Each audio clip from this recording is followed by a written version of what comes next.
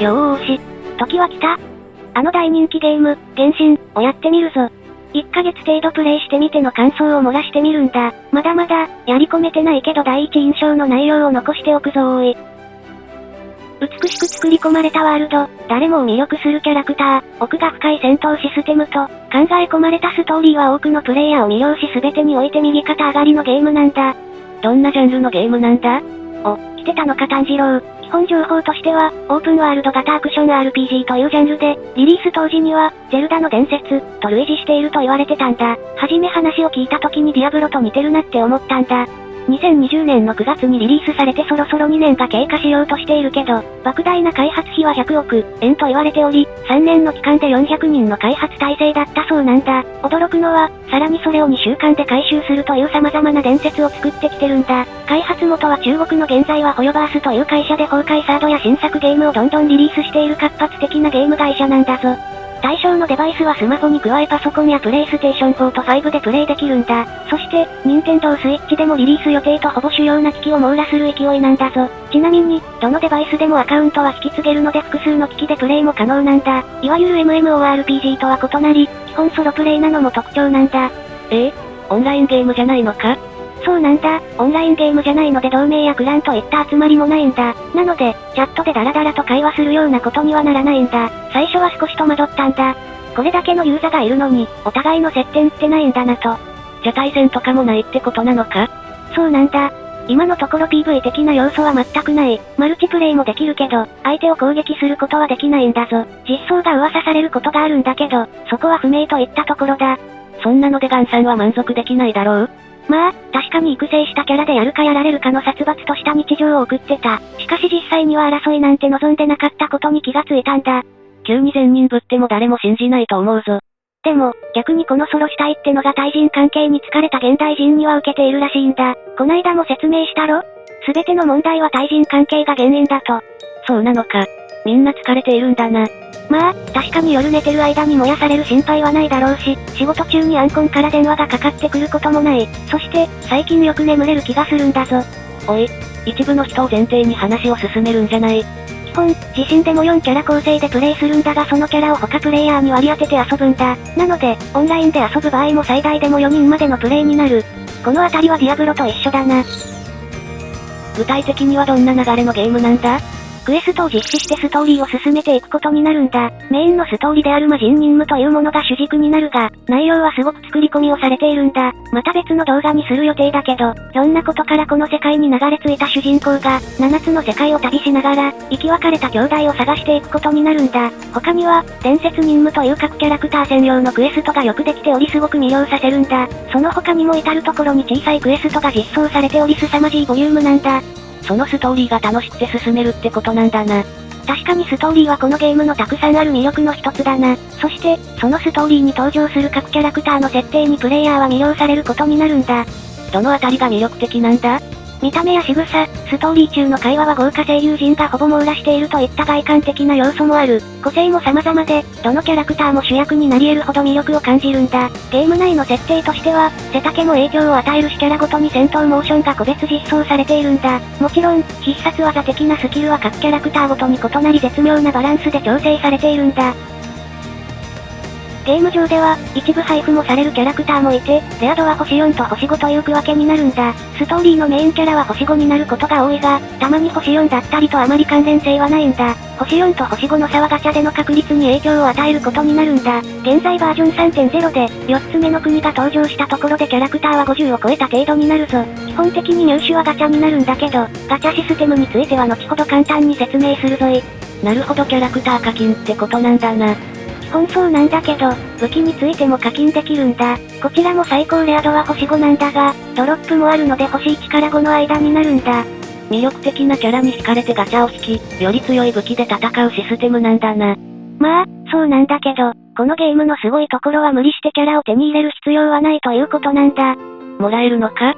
まあ、配布は一部あるんだけど、配布や入手難易度が低い星4でもしっかり育成すれば強くなれるんだ。実際スペック自体も星4で十分強かったりもするんだ。これは、多くのプレイヤーが言ってることなんだ。それでも手に入れたくなるというなんともすごい勝負の仕方をしているのが驚きだぞ。十分戦えるのに課金したくなるってすごい魅力だな。マップはどれくらい広いんだ？現在4つの国までが実装されているんだがとても広いと思うぞ。まずとても世界が美しいんだ。そして、ゲーム要素としては地形やイベントがすごく作り込みされているんだ。小さいものから大きなものまで様々なギミックがあり探索するだけで飽きることがないんだ。マップ画面で確認できるんだが、実際行ったらやたら地下に大きく広がってたりとボリュームに圧倒されると思うぞ。メインストーリーに影響するものはわずかなので、時間がある時に探索すればいいってのもいい点だと思うぞ。敵との戦闘はどういう仕組みなんだ？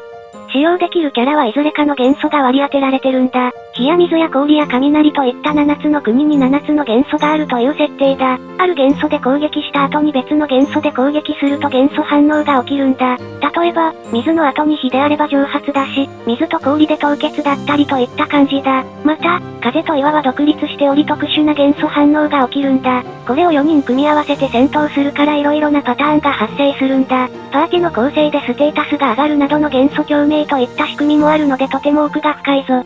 戦士や僧侶といったような職業的な要素はないのか？そうそう、職業じゃないけど役割分担もしっかりしているんだ。アタッカー役、バフ役、回復役、シールド役といった具合だ。どの役割も非常に重要で、回復兼シールド役だったり、アタッカーといっても分類すればもっと様々な役割となるんだ。キャラをどう使うかは、プレイヤーの選択肢がある程度用意されてて自由なんだ。使いたいキャラを使ってもいいってことなのか？そう。自分の好きなキャラで自分の好きな戦い方ができる。好きなキャラだから愛着が湧くし育てがいもある。これらの仕組みにより戦闘はとても爽快感があり、この組み合わせの奥深さも魅力の一つなんだと言えるぞ。普段はクエストや探索を行うのか？そうだな。先ほど説明したクエストの進行や探索はとても楽しい。もう一つは、キャラの育成になるんだ。キャラの育成には色々な方法があり後ほど説明するが、ボスキャラなどを倒すことになるんだ。ボスを倒してアイテムを得るには、一般的にはスタミナのようなものが必要になるんだ。これにより1日に倒すことができるボスは限られることになるんだ。つまり、今日は1日ゲームをやるぞと言っても、スタミナが足りなければアイテムは得られないんだ。しかし、スタミナを回復する手段はある。ゲーム内で得られるアイテムと、原石であり原石はガチャでも使用するのでそれを使うということは課金してということと近しい意味になるんだ。なるほど、一定以上やり込む場合は課金が必要なんだな。これは、ハマると要注意ってことだな。具体的にはどういった育成要素があるんだ？キャラが装備するものは武器と生物というものがあるが課金で手に入るのは武器だけなんだ。生物は特定のボスキャラを倒して手に入れるんだけど、ステータスはランダム要素があるので満足いくものを手に入れるまでには時間がかかるんだ。逆に、これにより武器以外の育成をきちんとしておけば無課金でも十分強くなれるんだ。また、キャラのレベルなどの育成などもアイテムが必要なのでその入手のためにもクエストやボスを倒したりするんだ。育成する箇所としては、まずはキャラクターのレベルなんだが、これは一般的なレベルと同じ意味合いだぞ。経験のワイル本を使用してレベルを上げることになる。モンスターを倒せば経験値が入り、レベルアップするといった仕組みではないので注意が必要だ。この本は不足しがちなので、入手したキャラ全てを最初から育成することはおすすめではないんだ。次に、スキルや通常攻撃といった技に対するレベルもあるんだ。それを添付レベルと呼ばれている。こちらも専用の特殊なアイテムが必要になるんだ。また、ガチャでキャラを手に入れた場合、2体目以降が出たとしても合成して新しいスキルやステータスを身につけることができるんだ。1体手に入れたとしても次にもう一度ガチャを回すきっかけにもなる仕組みなんだが、ゲームバランスが崩れるほどの強化がされないようちゃんと調整されているんだ。とはいえ、そこを狙うプレイヤーも一定数いるので、確実に強くなれる部分でもあるんだ。武器についても強化が可能で2種類の要素で育成できるんだ。一つはキャラと同様にレベルであり、こちらも上げるには素材が必要になるんだ。もう一つもキャラと同様で、同じ武器を合成して別のステータスを伸ばすことができるんだ。これを精錬という、キャラについても武器についても星5の合成は課金要素が高く、強くなれるが別にやらなくても十分強くなれるようなバランスとなっているぞ。キャラと武器のレベル上げには20レベルや10レベルごとに別の素材も必要になるんだ。これは、探索や様々なボスなどから入手することになり、素材は全般的に不足することになるぞ。どこも時間をかけて頑張れば課金しなくても十分強くなれるってことだな。まとめると、育成アイテムを急速に手に入れようとするとスタミナ回復のために課金が必要となる。そして、ガチャにより同種キャラを手に入れると新しい能力が付与されるため、こだわりの強さが獲得できる。さらに、星5武器は手に入れなくても十分強いが、手に入れるとさらに最高の強さが手に入るという設定だ。ということなんで、自分が気に入ったキャラをこだわって強くしたいって時に課金するような雰囲気なんだぞ。アップデートはどれくらいの頻度なんだ？一定ではないんだが、最近ではずっと6週ごとにリビジョンがアップしてて、半年程度でバージョンがアップするみたいだったぞ。バージョン3になってからは、リビジョンアップは5週にすると発表もあったんだ。そして、バージョンアップにはならないが、期間限定のイベントなどもあるんだ。夏には海辺の諸島がその期間中だけプレイできたが、とてつもないボリュームだったみたいだぞ。やらなかったのか？ちょこっとやったけど、あまり時間がなかったので簡単なクエストだけ消化してアイテムを手に入れたぞ。まあ、ともかくこのゲームのすごいところでもあるんだが、驚異的な開発スピードの割に実装される質と量が高いところなんだ。クエストはどれもしっかりしており、声優も抜群、そして音楽までも抜群なんだ。マップもギミックも新しいものばかりで、ボリュームが多すぎて少し苦情を出す人までいたらしいぞ。ガチャの仕組みってどうなってるんだ？5、6週間のリリース単位にキャラと武器がピックアップされるんだ。ピックアップされない限り、限定キャラは当てることができないんだ。また、星5キャラは 0.6% といった低さなんだが、天井という上限が決められてるんだ。天井まで星5が出なければ強制的に排出されるんだが、90連で設定されているぞ。一番効率のいい課金で、コードの割引等を考慮しなかったら10連で2400円程度なんだ。途中から確率が上がるので70連程度で出るとされているが、90まで行くと2万1000円程度だと思うぞ。しかし、星5が出た時にピックアップされたキャラが出る確率は 50% なんだ。一度外れると次は必ず当たるので、運が悪い場合ではその倍かかってしまうんだ。武器は2つピックアップされ同じガチャとして引くことになる。これにより最大2回外れることになるので、一般的に武器ガチャは闇が深いと言われてるんだ。武器は星4でも十分な性能なんだが、好きなキャラに持たせたいといった状況でガチャを引いてるみたいだぞ。ちなみに、合成することを突破することから突と呼んでるが、完全に突した状態を完突と呼ぶんだ。キャラの完突派7つが最大で運が良くて12万円程度、悪かったら30万円近くかかるから注意するんだぞ。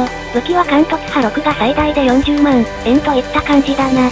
他のゲームと比べても魅力な部分はあるのか？まず、キャラが重要なゲームなんだがバランスの取り方が絶妙なんだ。他のゲームでは、新しいキャラが実装されれば徐々に能力がインフレし、古いキャラは相対的に弱くなることが一般的だと思うんだ。しかし、見事に原神ではそれがほとんどないんだ。もちろん、強い弱い派多少あるけど、弱かったキャラも新しい実装で救われたりするんだ。通常は、情報修正されキャラそのものに追加能力を付与したり、ステータスを上げたりして調整するんだけど、そんな不自然な上げ方は稀なんだ。次におそらく、ここが一番すごいと思うんだけど開発スピードが半端ないんだ。スピードだけでなく、質も量も落とさずむしろ上げてすら来ているんだ。企画して、実装して、検証して、さらに音楽や声優さんとのスケジュール調整やら一体どうやってやってるんだのレベルだぞ。実際、プレイ期間が短くて過去の情報からしか得れてないんだが、ユーザーの声はしっかり聞いてくれる運営だそうだ。対応も早いみたいだし、対応方針もバランスを崩すことなく処置できているみたいだぞ。なんとも隙がないゲームだな。あと、魅力というわけではないが、ユーザーの多さがゲームが魅力的だと証明していると思うぞ。さすがに、綺麗な風景、容姿端麗なキャラクター、楽しいストーリーだけでこれほどのユーザーは確保できないだろう。すべてが組み合わさり、絶妙なバランスがあるってここなんだと思う。また、現時点でとても儲かっているということも重要だと思うぞ。面白いコンテンツ作りには、やはり予算が必要だと思うんだ。ゲーム以外のボリュームもなかなか凄まじいものがあるが、それを生み出すリソースは十分あるってことになると思うぞ。これまでの話だと悪い部分が一切ないんだな。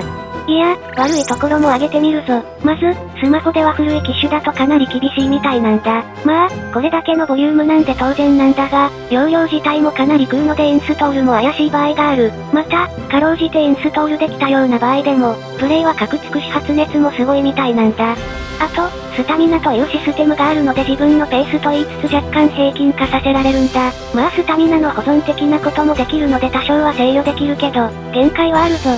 ストーリーが作り込まれているということは、裏を返せばストーリーが長くもなってしまうんだ。まあ、これは人がどう受け取るかなので、全てにおいて言えることだろう。しかし、合間時間にしようと思っても、このストーリー始めたらいつ終わるのかわからなければなかなか進めることができないってこともあったぞ。また、ちょいと調子が良すぎるってことも悪いと言えば悪いと思うぞ。やはり競争していいものは生まれるってことは多いと思うんだ。とはいえ、慢心している様子も停滞している様子もないんだけどな。マルチプレイはできてるのか？おう、できてるぞ。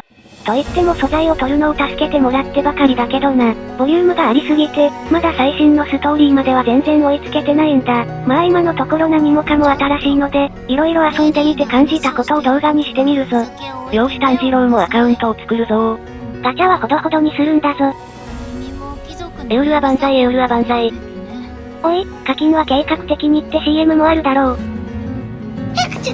うっほーい。エウルア万歳。またグンヒルド家の娘が私の陰口を言っているに違いないわ。